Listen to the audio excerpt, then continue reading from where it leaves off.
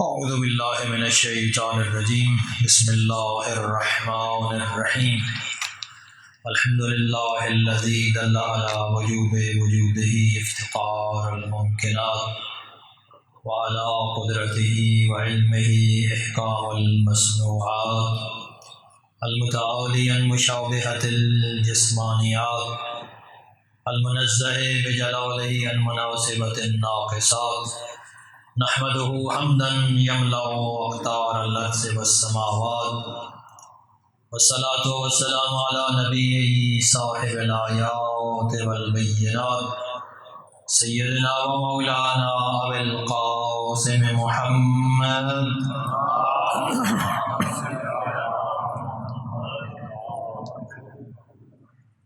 وعلى آله الهادين من الشبه والزلات الذين أذهب الله عنهم الرجس وطهرهم تطهيرا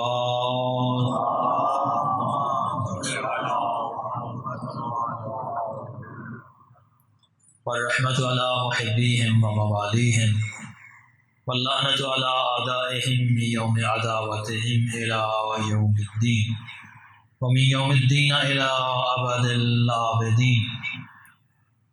أما بعد دعا ہے بارگاہ رب العزت سے کہ وہ تمام مومنین کی عبادات و اطاعت کو اپنی بارگاہ میں منظور و مقبول فرمائے۔ پروردگار عالم بحق محمد و آل محمد ہم سب کو باہمی اتفاق و اتحاد عطا فرما، ہمارے آخری وارث امام زمان کا جلد از جلد ظہور فرما، وطن عزیز پاکستان کو امن و سلامتی کا گہوارہ بنا۔ برادر عزیز جناب مولانا سید فیض عباس حمدانی اور ان کے اہل خانہ کا ایکسیڈنٹ ہوا ہے، وہ زخمی ہیں۔ پروردگار عالم صدقہ بیمار کربلا کا محترم فیض حمدانی صاحب اور ان کے اہل خانہ کو اور دیگر تمام مریض مومنین و مومنات کو شفائے کامل عطا فرمائے۔ صلوات پڑھ لیجیے بابا۔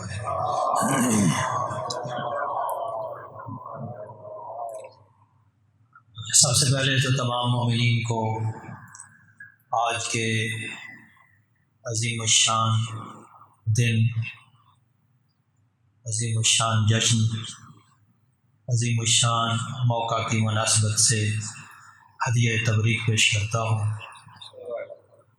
یہ وہ دن ہے کہ جب اس ہستی کی ظاہری دنیا میں تشریف آوری ہوئی کہ جو نہ صرف تمام انبیاء بلکہ تمام مخلوقات خداوندی میں افضل ہے، جس سے بڑھ کر اور مخلوقات میں کوئی نہیں، جس کے نام کا ہم کلمہ پڑھتے ہیں، جس کے نام کا دم بھرتے ہیں۔ اور کیا حسن اتفاق ہے کہ آپ کی اس میلاد کے ساتھ آپ کے نواسے، آپ کی آل سے ایک فرد امام جعفر صادق علیہ السلام کی میلاد کا دن بھی ہے۔ شاید یہ بھی کوئی قدرت کا سوچا سمجھا اشارہ ہے کہ پیغمبر اکرم کی ولادت کے ساتھ ایک امام اہل بیت کے ایک امام یعنی امام جعفر صادق کی ولادت ہے، اور جس دن پاک پیغمبر کے وصال کا دن ہے، ظاہر دنیا سے پردہ فرمانے کا دن ہے، اس دن بھی آپ کے نواسے امام حسن مجتبیٰ کی شہادت کا دن ہے۔ تو گویا اس میں یہ اشارہ قدرت کی طرف سے ہے کہ تم پیغمبر کو آل سے جدا کرنا بھی چاہو یا آل کو پیغمبر سے الگ کرنا بھی چاہو تو تم اس کے الگ نہیں کر سکتے، کیونکہ قدرت ان دونوں کو اکٹھا دیکھنا چاہتی ہے۔ اور یہی سبق ہے اس حدیث کے اندر بھی کہ انی تارک فیکم الثقلین کتاب اللہ و اطرتی، کہ میں تمہارے درمیان جو دو گراں قدر چیزیں چھوڑ کر جا رہا ہوں، وہ ایک اللہ کی کتاب ہے اور ایک میرے اہل بیت ہے۔ تو اہل بیت سے تمسک جب تک رہے انسان گمراہی سے بچ سکتا ہے اور بچا رہتا ہے۔ اصولاً تو بات یوں بنتی تھی کہ آج کے دن چونکہ میلاد مصطفیٰ ہے تو ساری بات اسی حوالے سے کی جاتی، لیکن پچھلے جمعے کا ایک موضوع وعدہ کیا ہوا پچھلے جمعے کو بیان کرنا تھا، کچھ ناگزیر وجوہات کی وجہ سے تاخیر سے میں پہنچا تو اس پہ بات نہیں ہو سکی۔ اس پہ بھی بات کرنا ضروری ہے کیونکہ بہت سارے لوگوں کے ذہنوں میں ابھی بھی ہو سکتا ہے الجھن موجود ہو۔ سوشل میڈیا پہ چونکہ ہر طرح کی پوسٹرز چلتی رہتی ہیں، بعض لوگ اس حوالے سے ریلیاں بھی نکال رہے ہیں، اور کچھ لوگ جو یوٹیوبر ہیں خاص طور پہ وہ اس کو بڑا ایشو بنا رہے ہیں۔ اور اگرچہ ہوتا یوں ہے کہ یہ خاص طور پہ یوٹیوبرز کی اکثریت جو ہے، سب کو تو نہیں کہہ رہا لیکن اکثریت کی صورتحال یہ ہے کہ وہ اسلام کو پڑھے بغیر اسلامی سکالر بن جاتے ہیں، میڈیکل سائنس کو پڑھے بغیر ڈاکٹر بن جاتے ہیں، فزکس کو پڑھے بغیر ماہر طبیعیات بن کے تبصرے کر رہے ہوتے ہیں۔ تو ظاہر ہے انہوں نے اپنی ریٹنگ بڑھانی ہوتی ہے، تو اس لیے وہ اپنے آپ کو ہر فن کا ماہر کے طور پر پیش کرتے ہیں۔ ہمیں اپنی آنکھیں کھلی رکھنی چاہیے۔ بہرحال یہ مسئلہ جو قومی اسمبلی کے اندر بطور ایک بل کے بھی پیش ہوا ہے اور اس پہ کافی زیادہ لیدے ہو رہی ہے، جس کو ٹرانسجنڈر ایکٹ 2018 کہا جاتا ہے، یہ 2018 میں پیش ہوا تھا اور اس وقت تو اس پہ اتنا زیادہ شور نہیں مچا ہوا، لیکن ابھی اس پہ بہت زیادہ بحث و تمہیس جاری ہے۔ میں پہلے تھوڑا سا اس کے فقہی حوالے سے اس کا پس منظر بیان کر دیتا ہوں کہ مسلم فقہ کے اندر خاص طور پر شیعہ فقہا نے اس مسئلے کو کس طرح اور کس انداز سے دیکھا ہے۔ غالب جنسیں جو انسانوں کی ہیں وہ مرد اور عورت ہی ہے، لیکن یہ غالب جنسیں ہیں، منحصر نہیں ہیں۔ یہ نہیں ہے کہ انسان صرف مرد یا عورت ہو، انسانوں کی جنسیں 2 سے زیادہ ہو سکتی ہیں۔ بسا اوقات لوگ سمجھتے ہیں کہ شاید انسانوں کی 3 جنسیں ہوتی ہیں، لیکن حقیقت میں دیکھا جائے تو 3 سے بھی زیادہ ہیں۔ بہرحال کیونکہ غالب جنسیں 2 ہی ہیں تو انہی کے حوالے سے ہر چیز کو دیکھا جاتا ہے۔ جو جنس غالب تو نہیں ہے لیکن موجود ہے، جس میں مرد اور عورت کے علامات واضح نہیں ہوتے، مسلم فقہ کے اندر اسے خنثی کہا جاتا ہے۔ اس بل کے اندر بھی اس طرف اشارہ ہے۔ اس سے پہلے میں فقہ کے حوالے سے بات کر رہا تھا کہ خنثی اس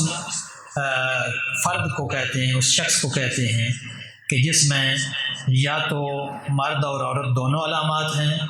یا ان دونوں میں سے کسی کی بھی علامات نہیں ہیں۔ فقہ کے اندر اتنی ڈیٹیل آئی ہے، اس سے زیادہ نہیں۔ سائنٹیفکلی دیکھا جائے تو اس کی ڈیٹیل تھوڑی اور زیادہ ہے، وہ میں آگے چل کر بیان کرتا ہوں۔ اچھا، پھر جو خنثی ہے، خنثی کو 2 بنیادی اس میں کیٹیگریز کی گئی ہیں، 2 قسمیں ہیں۔ ایک خنثی مشکلہ کہلاتا ہے فقہ کے اندر، اور ایک خنثی غیر مشکلہ۔ خنثی مشکلہ وہ ہوتا ہے کہ جس کے بارے میں اس کی علامات کو دیکھ کر یا اس کے رجحانات کو دیکھ کر یہ طے کرنا ممکن نہ ہو کہ یہ مرد ہے یا عورت ہے، یا اس میں دونوں علامات ہیں یا کوئی بھی علامت نہیں۔ اس کے مقابلے میں ایک خنثی غیر مشکل ہوتا ہے فقہ کے اندر بھی، جو پھر آگے اس کی 2 کیٹیگریز بن جاتی ہیں۔ ایک وہ کہ جس میں زنانہ علامات زیادہ ہیں، اور ایک وہ جس میں مردانہ علامات زیادہ ہیں۔ فقہ کے اندر جس فرد میں زنانہ علامات، جس خنثی میں زنانہ علامات زیادہ ہوں، اس پر سارے خواتین والے احکام لاگو ہوتے ہیں۔ یہ جاننا ضروری ہے کیونکہ یہ بل کے اندر یہ چیزیں لکھی ہوئی ہیں، ہم پڑھتے ہیں ابھی آگے چل کر۔ اچھا، جس میں زنانہ علامات زیادہ ہیں اس پر زنانہ خواتین والے احکام لاگو ہوتے ہیں، اور جس میں مردانہ علامات زیادہ ہیں اس میں اس کے اوپر مردوں والے کیا ہے وہ احکام لاگو ہوتے ہیں۔ پیچھے رہ جاتا ہے جو خنثی مشکلہ ہے، اس کے حوالے سے بہت ساری فقہ کے اندر اختلافات موجود ہیں۔ مثلا نماز اس نے پڑھنی ہے تو کیسے پڑھنی ہے، نماز کے اندر ستر عورتین کرنا ہے، یہ تو واجب ہے، کم از کم شرمگاہ کو چھپانا تو اس پر بھی واجب ہے، لیکن کیا وہ عورتوں کی طرح سارا بدن چھپائے گا یا مردوں کی طرح صرف اس کے لیے ضروری ہے کہ ناف سے گھٹنوں تک یا ستر عورتین صرف واجب ہو؟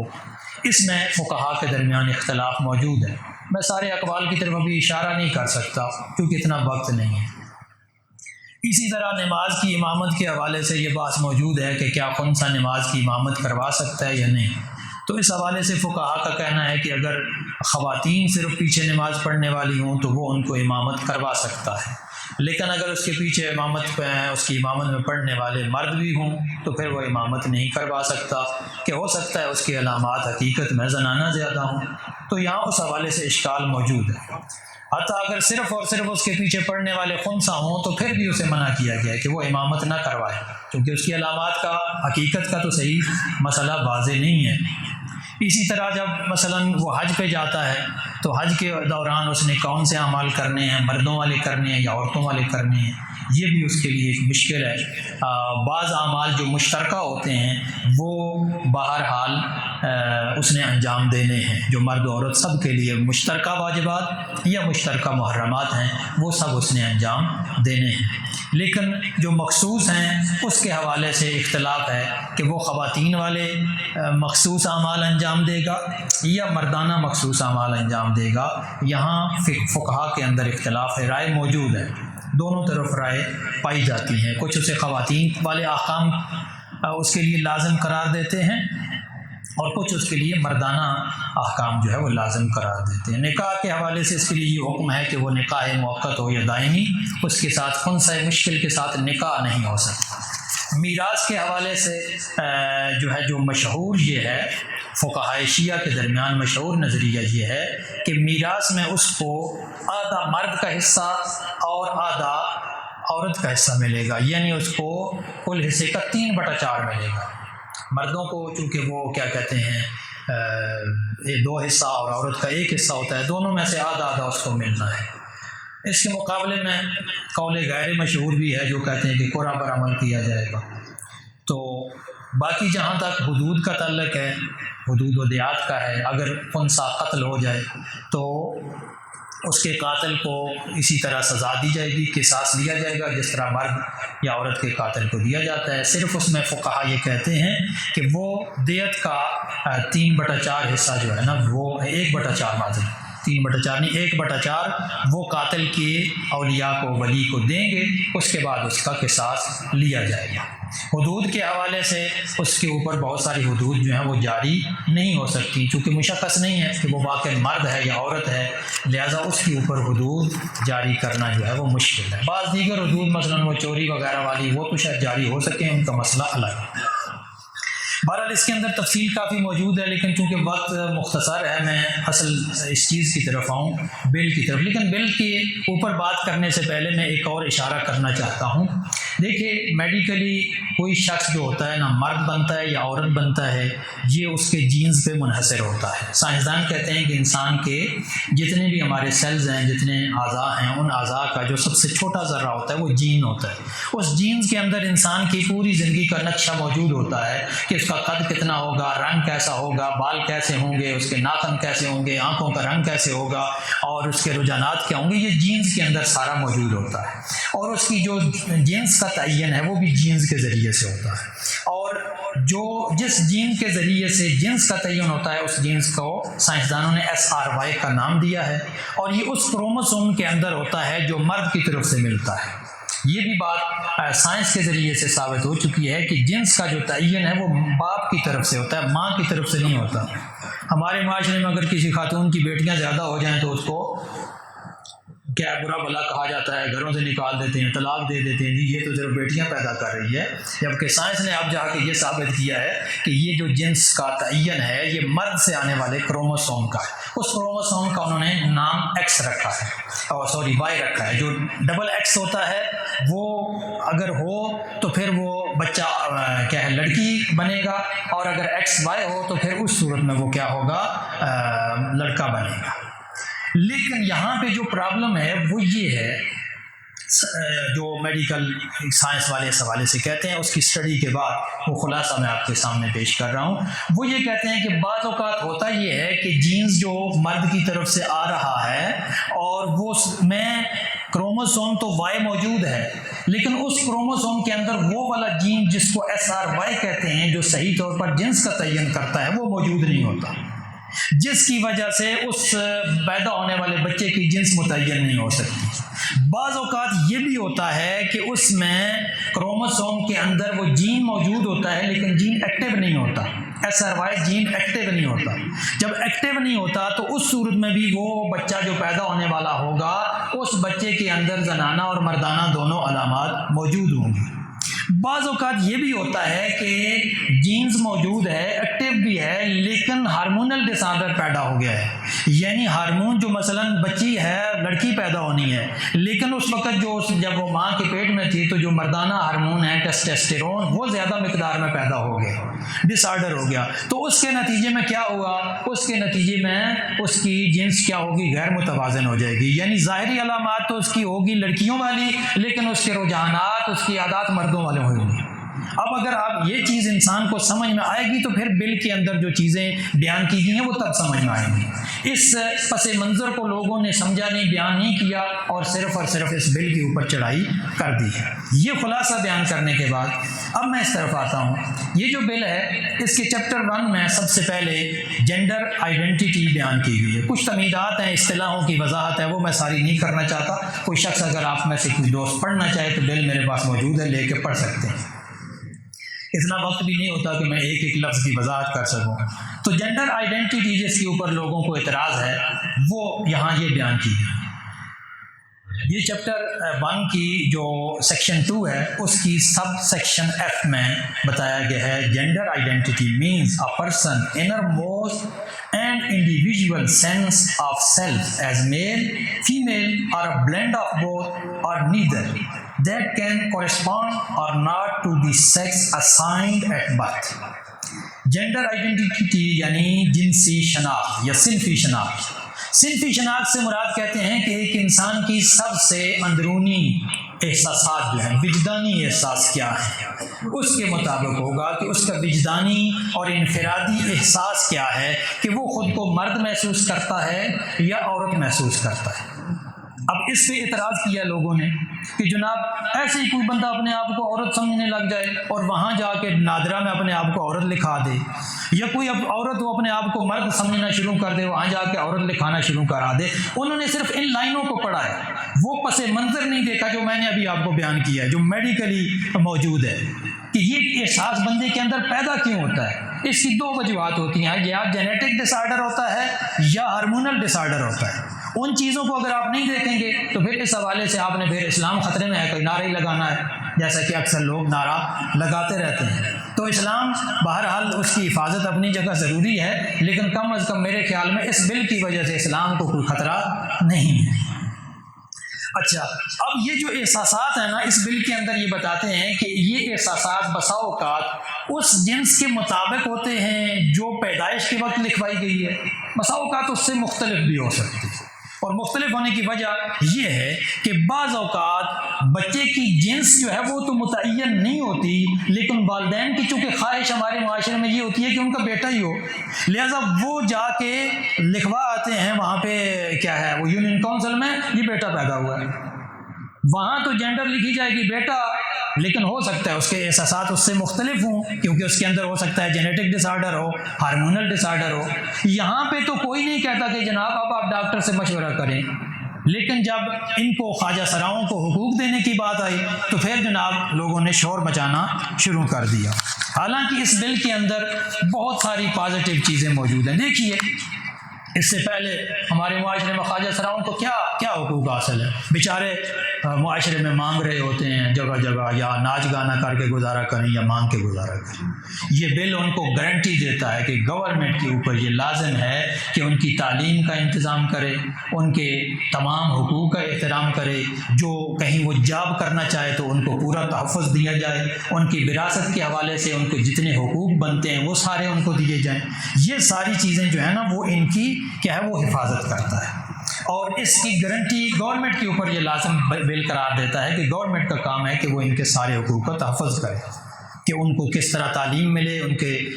جو ہے نا وہ ملازمت ان کو ملنے کا جو حق ہے، جو ان کی جائیداد کا حق ہے، جو ان کو اکٹھا ہونے کا حق ہے، اچھا وہ ووٹ دینے کا حق استعمال کر سکتے ہیں، ووٹ لینے کے لیے وہ الیکشن میں کھڑے ہو سکتے ہیں، وہ اجتماع کر سکتے ہیں، جس طرح مرد اور عورتیں اجتماع کر سکتے ہیں وہ بھی اجتماع، یہ ساری چیزیں اس بل کے اندر موجود ہیں۔ تو جہاں جس نقطے پہ اعتراض ہوا تھا، ایک نقطہ وہ میں نے بتا دیا۔ دوسرا نقطہ جب یہاں پہ بتایا گیا نا ٹرانسجینڈر پرسن ہوتا کون ہے،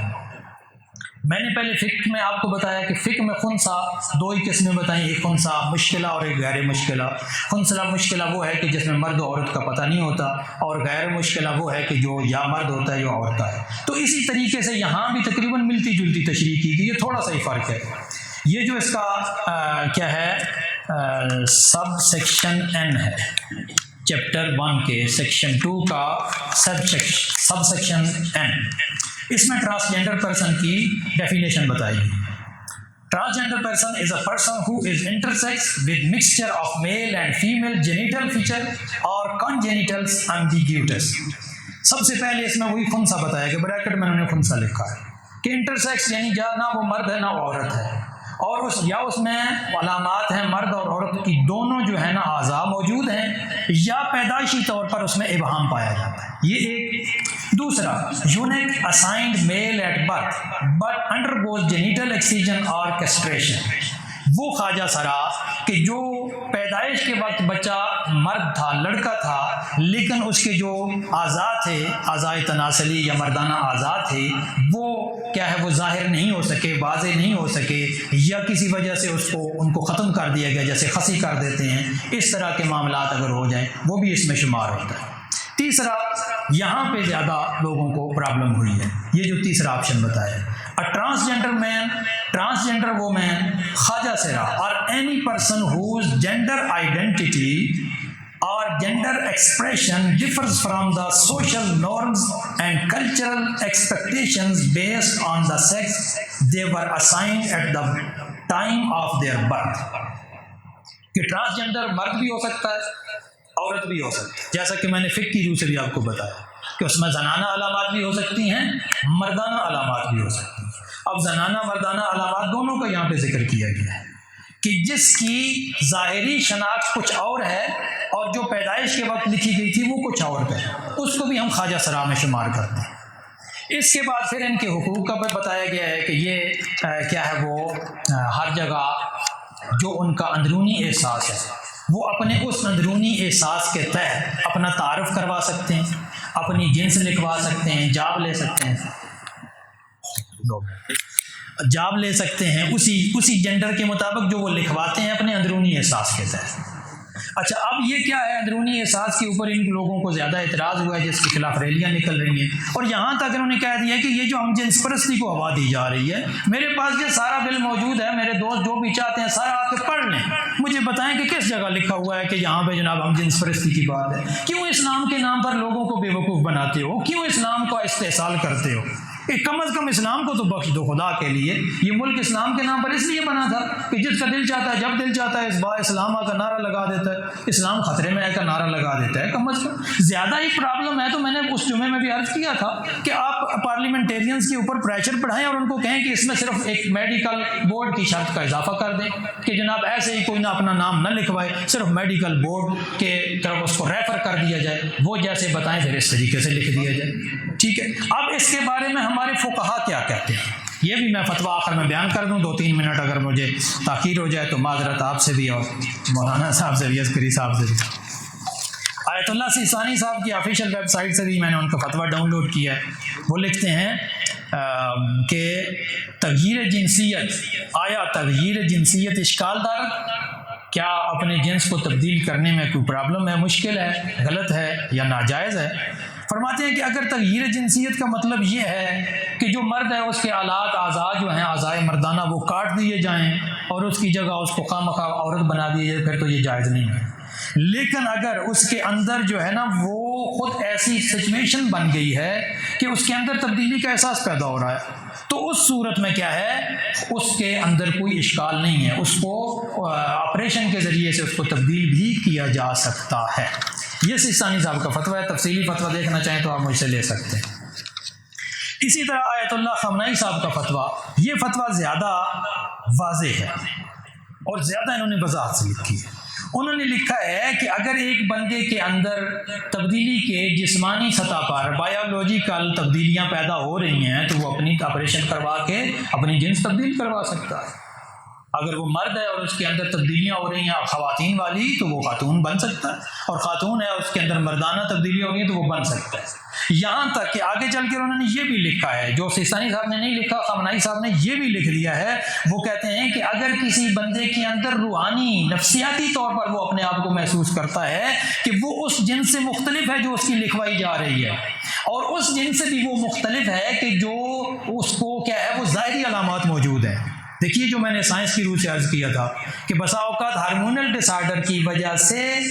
انسان کے ظاہری علامات مردانہ ہوتے ہیں لیکن اس کے رجحانات زنانہ ہوتے ہیں، یا ظاہری علامات زنانہ ہوتے ہیں لیکن اس کے رجحانات مردانہ ہوتے ہیں۔ آیت اللہ خامنائی صاحب نے اس مسئلے کو بہت بہتر طریقے سے سمجھ کر بیان کیا کہ اگر ایسی کیفیت ہو اور بندے کے اندر کیا ہے وہ نفسیاتی مشکل پیدا ہو رہی ہو تو تب بھی وہ اپنی جنسیت کو تبدیل کروا سکتا ہے۔ تو اگر تبدیل کروا سکتا ہے تو پھر شناختی کارڈ کے خانے میں بھی لکھوا سکتا ہے، پھر لکھوانے میں کیا مشکل ہے، کوئی اس میں تو پرابلم نہیں ہے نا۔ تو جب مجتہدین مراجع اس طرح کا فتویٰ دے رہے ہیں تو کیا ہم ان مراجع سے زیادہ اسلام کو جانتے ہیں؟ یقیناً میرا خیال ہے اسلام جتنا وہ جانتے ہیں شاید ہم جیسے طالب علم بھی نہ جانتے ہوں۔ تو یہاں تو ہر بندہ جو بھی اٹھتا ہے، یوٹیوبر اٹھتے ہیں، اسلام کو پوری طرح پڑھا نہیں ہوتا تو کہتے ہیں جی یہ بل ایسے ہو گیا ویسے ہو گیا۔ بہرحال اس بل میں اسلام کی کوئی مخالفت موجود نہیں ہے، اور اگر کسی کو تحفظات ہیں یا کسی مقام پر تھوڑا سا ابہام ہے تو اس کے لیے اتنا ہی کافی ہے کہ بل کے اندر تھوڑی سی امینڈمنٹ کر دی جائے کہ جناب میڈیکل بورڈ کو ریفر کر دیا جائے،